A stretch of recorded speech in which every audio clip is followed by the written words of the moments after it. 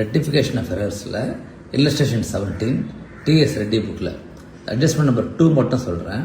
Okay, the total of the discount column of the credit side of the cash book amounting to 1500 was not posted to the GL. Okay, அதாவது credit side of the cash book இப்போ எப்படின்னு பார்க்கலாம். Cash book sample போட்டிருக்கேன். To capital account to bank அப்படின்னு சொல்லிட்டு receipt சைடில் வரும். Correct. அதில் 2 debtors 2 discount allowed. அதாவது when you receive money you can give discount. அப்போ இது டிஸ்கவுண்ட் அலோட். ஓகேயா. இப்போ பேமெண்ட் சைடில் பார்க்கலாம். பேமெண்ட் சைடில் by rent, by salary, by creditor, by discount received. Plus when you make payment you receive. when you receive money you give discount. ஓகேயா. அப்போ இந்த இடத்துல பேமெண்ட் சைட் ஆஃப் கேஷ் புக்னு வந்திருக்கு. ஓகேயா. That means it's discount received.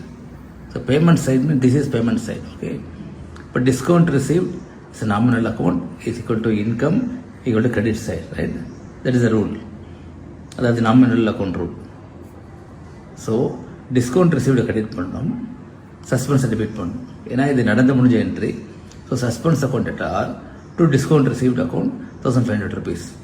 Okay, so இதுதான் payment side of the cash book discount not posted என்ட்ரிக்கு. Okay, thank you.